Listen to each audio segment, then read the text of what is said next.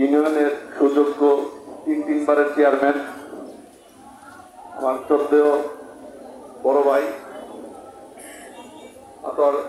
আতর ভাইয়ের উপর কিছু চিহ্নিত সন্ত্রাসী দ্বারা আমাদের মাঝে উপস্থিত হয়েছে টাঙ্গাইল জেলা আওয়ামী লীগের বিপ্লবী সাধারণ সম্পাদক আমার অভিভাবক অ্যাডভোকেট জহিরুল ইসলাম জয়ের ভাই, আরও উপস্থিত হয়েছেন টাঙ্গাইল জেলা আওয়ামী লীগের সাংগঠনিক সম্পাদক সাইফুজ্জামান সোহেল ভাই, এবং এখানে সকল নেতৃবৃন্দকে জানাই টাঙ্গাইল সদর উপজেলা আওয়ামী লীগের পক্ষ থেকে এবং আমার ব্যক্তিগত পক্ষ থেকে রক্তিম শুভেচ্ছা অভিনন্দন।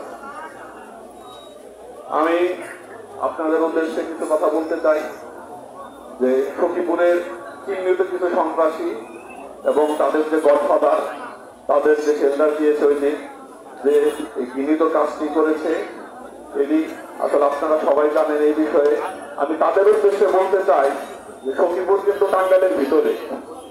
আমাদের নেতা অ্যাডভোকেট জয় সাহেব এবং আতোয়ার চেয়ারম্যান সাহেব উনি অত্যন্ত ভালো মানুষ দেখে এখনো কঠিন কোনো পদক্ষেপ নেয়নি। উনি আইনের কাছে বিচার চেয়েছে, আইনের দৃষ্টিতে যেটা ভালো হবে প্রশাসন ওইটাই করছে, কিন্তু উনি কিন্তু কোনো ব্যক্তিগতভাবে কোনো পদক্ষেপ নেয়নি।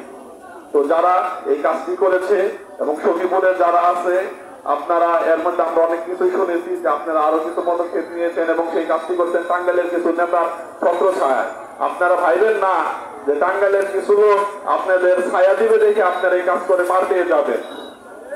আমি কঠিন ভাবে আপনাদেরকে হুঁশিয়ার দিয়ে যাচ্ছি যে আপনারা সখীপুরে এইরকম একটি কাজ করেছে, আবার টাঙ্গাইল যান, টাঙ্গাইল যে কিছু নেতার ছত্র ছায়, সেই নেতারা কিন্তু আপনাদেরকে সবসময় রক্ষা করতে পারবে না।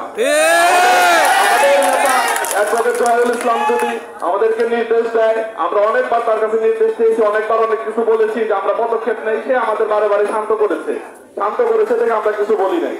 আমাদের নেতা যদি আমাদের নির্দেশ দিত, আপনাদের বাড়ি ঘরের একটা ইট পর্যন্ত থাকতো না। মামলা হয়েছে, মামলা শহর যায় না, জামিন নিছেন। টাঙ্গাইল শহরের কিছু নেতা কিছু ভাড়াটে গুন্ডা মান্ডা সাথে করে নিয়েছে, আপনারা কোর্টে জামিন নিছেন।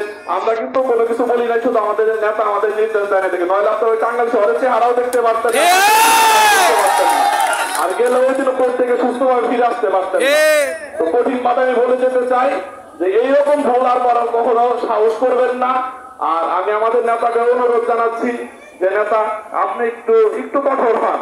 এত যদি আপনি সহজ সরল হবে, এত সবকিছুই যদি আপনার কাছে ক্ষমা চায়, আপনার কাছে একটা ভুল করে অন্যায় করে এরকম একটা ঘৃণিত কাজ করে যদি ক্ষমা চায়, আপনি যদি বারবার ক্ষমাই করেছেন, আপনি যদি একটু দয়ালু হন, তাহলে তো হবে না। আপনি একটু কঠোর হন। আর আমরা যারা আছি এই যাদবপুর ইউনিয়নবাসী, আমি জানি যে আপনারা এই জিনিসটা কখনোই মাফ করবেন না। তো যাই হোক, আমি আমার সংক্ষিপ্ত বক্তব্য শেষ করছি। জয় বাংলা, জয় বঙ্গবন্ধু।